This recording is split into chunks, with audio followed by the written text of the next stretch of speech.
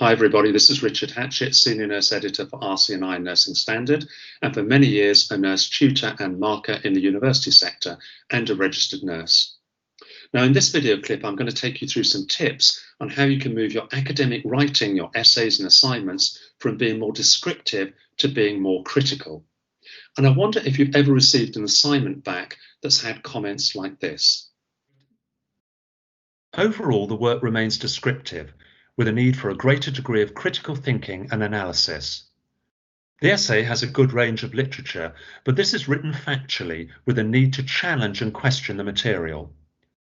Although different aspects of the topic have been explored, there is a need to offer further critical analysis and evaluation. Okay, well, the first thing I'm going to do is go through briefly why it's important to develop critical writing skills in nursing. And then I'm going to give you some examples of descriptive writing and critical writing. And I'm going to do this by looking at two pieces that are answering the same nursing question. And then you'll be able to see the difference in the writing. And I'll give you some tips on how to move from descriptive writing to critical writing using that example. Now, the first thing to say is when you're looking at critical writing, your first port of call is your university. So go to your Learning Resource Centre if you have one, the library, and see what help is available, what help sheets, books such as study skills books, articles, any online resources, classes, any help that you can get from the library and the Learning Resource Centre. And of course, talk to your tutors. Your tutors are there to develop your critical writing skills. So be open to their constructive criticism, both verbal and in writing on your essays and assignments and so forth. Okay, critical writing is very important in nursing because they want to develop you as a critical thinker. Now, a critical thinker is somebody who challenges the literature, who wants to know the evidence base, who is always inquiring, wanting to know the advantages and disadvantages of an approach, wanting to know why we do something. Is there an alternative way of doing it? A very inquiring and challenging mind. What you don't want to be is somebody who just accepts everything and just follows orders. We want to develop the profession because we want to develop the care that we provide to our patients. So it needs to be as much as possible evidence-based, up-to-date and the best possible care given. So to do that, you want somebody who is a critical thinker, very inquiring and very challenging. So what we want to do is develop that in your writing skills so that you can transfer that into practice. That's really the nub or the theory behind developing you as a critical thinker. So let's look at the essence of what descriptive writing looks like. And when you look at various resources, they will differ slightly, but essentially they'll show the same thing. Descriptive writing describes the topic or area of interest as written. And what I mean by that is essentially it's been copied or edited from articles or other resources, books and so forth. It focuses upon facts, figures and lists. It does not question, challenge or critique the material. It's very accepting of the material and evidence. It does not offer an argument or build on alternative views or approaches for the topic in question. So do remember that descriptive writing can be within the word limit. It can be grammatically correct, well presented, the spelling is great and the sentence structure fine. It can be factually correct, but it is still descriptive. Now, in my view, and this is my personal view, if the essay was fairly easy to write and did not take much time, the chances are it will tend towards descriptive writing. Let's look now at what critical writing is. It's inquiring and challenging of the topic and the literature. It questions and evaluates the evidence, making comment.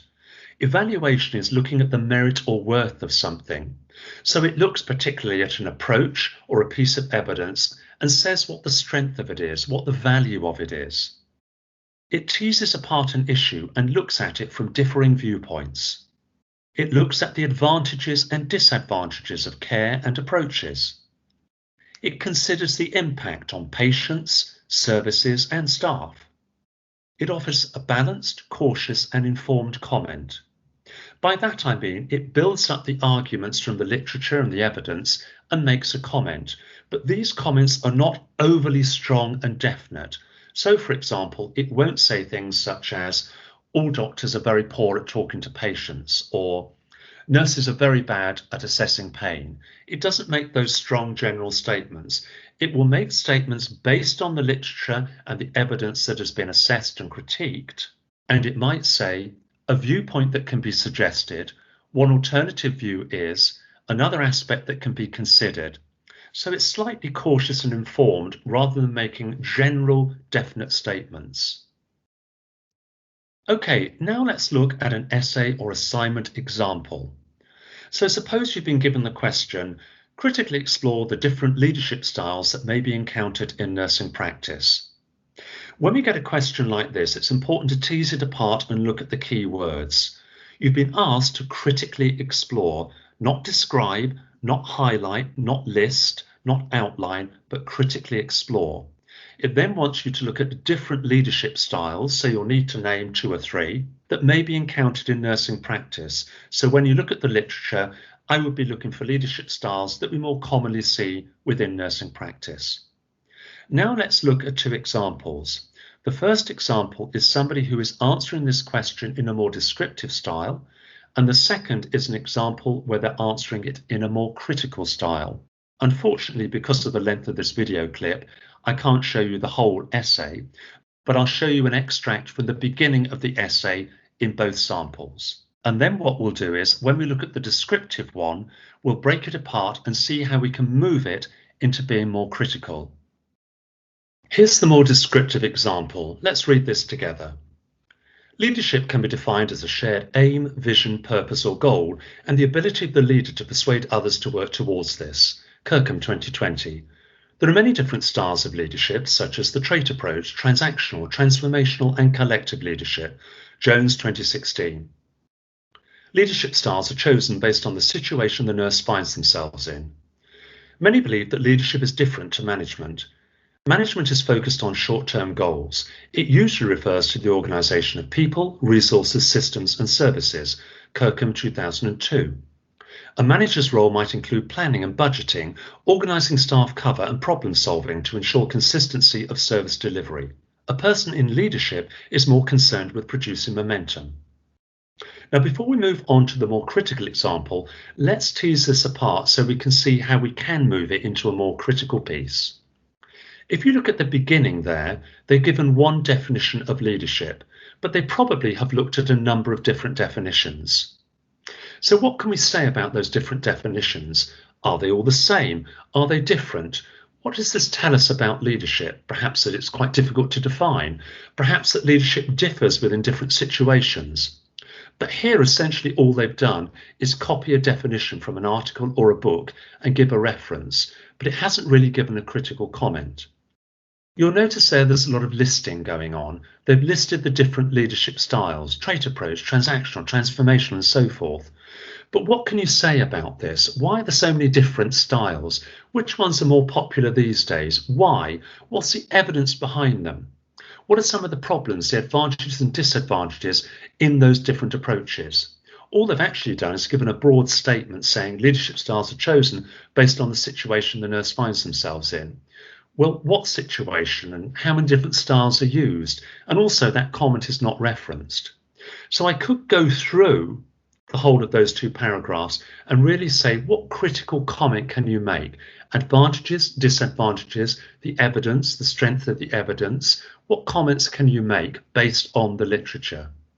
So now let's move into the critical example, and you'll see that the writer of this sample has done that to a greater degree. Okay, let's again read this together. There are many definitions of leadership, Kirkham 2020, Jones 2016, Phoebe 2019, which demonstrates its nebulous nature and the difficulty in capturing clearly what leadership is.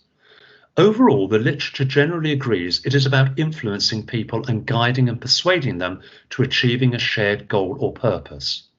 Kirkham 2020, Jones 2016, Phoebe 2019. There are now many styles of leadership, and this adds to the difficulty of deciding which approach is best to use. In the 19th and early 20th centuries, the trait approach to leadership was popular, Mills 2018. This believed that a leader had a set of specific qualities that made them good at leading. This may have been intellect, confidence, a clear vision, charisma and creativity. Mills 2018, Zibar et al. 2017.